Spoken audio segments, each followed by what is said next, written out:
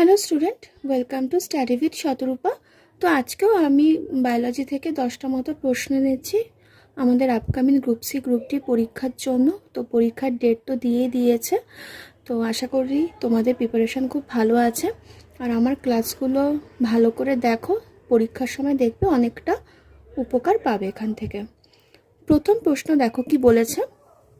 Nitrogen স্থিতিকারী bacteria হলো Azotobacter. Next, ডেট্রিভার হলো বিয়োজক। Next, জীবের শ্বসনে কোন গ্যাস কাজে লাগে? অ্যান্সার হবে অক্সিজেন। উদ্ভিদের ফটোসিনথেসিসের জন্য মানে সালোক সংশ্লেষের জন্য কোন গ্যাসটা অপরিহার্য? CO2। পরের প্রশ্ন, আতশবাজি থেকে কি দূষিত হয়? শব্দ, বায়ু, মাটি দূষণ।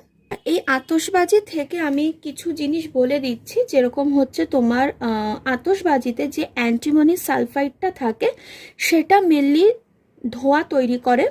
যে অ্যালুমিনিয়াম যৌগটা থাকে সেটা তোমার সাদা উজ্জ্বল আর কি আলোটা তৈরি করে। লেড অক্সাইড হচ্ছে তোমার সশব্দে বাজিটাকে ফাটায়। আর বেরিয়াম নাইট্রেট হচ্ছে তোমার ওই সবুজ রংটা তৈরি করে। দেখো এখানে আমি নামগুলো লিখে দিলাম, আশা করি তোমরা বুঝতে পারছো। চলো নেক্সট প্রশ্ন কি বলেছে দেখে নি। বলেছে বায়ুবাহিত রোগ হলো টিবি মানে যক্ষা, হাম, জলবসন্ত।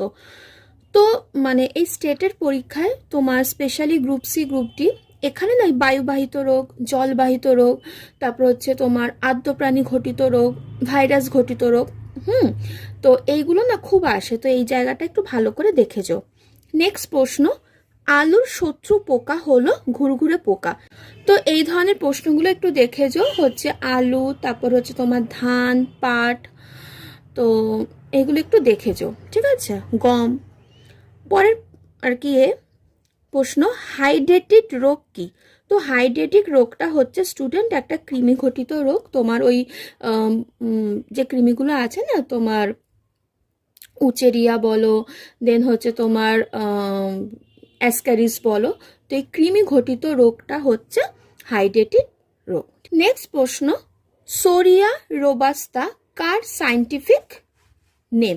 সায়েন্টিফিক নেমগুলো একটু দেখে যাও, এই স্টেটের পরীক্ষা কিন্তু একটা দুটো দিয়ে দেয়। তো সোরিয়া রোবাস্তা হচ্ছে শাল গাছ। তোমরা শাল, তারপর হচ্ছে সেগুন, দেন হচ্ছে আম, ধান, গম, তারপর হচ্ছে তোমার এইগুলি আপাতত মানে একটু ভালো করে পড়ে যাও, ঠিক আছে। শাল, সেগুন,